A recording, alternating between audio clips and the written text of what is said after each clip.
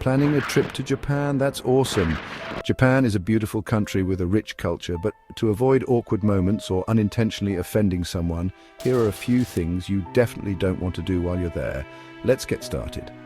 First up, don't tip. While tipping is pretty common in many countries, in Japan it's not customary and can even be seen as rude. Waitstaff don't expect tips, and in fact many consider it a little insulting.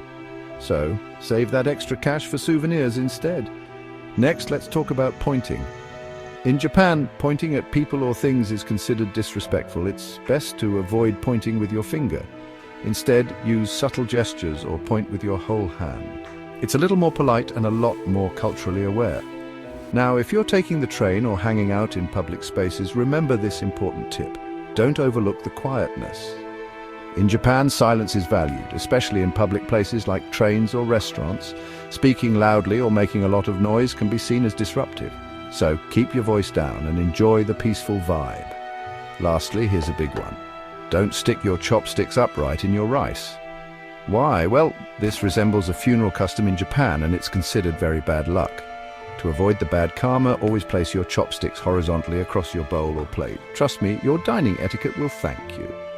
So there you have it. 4 simple things to avoid doing when you're in Japan.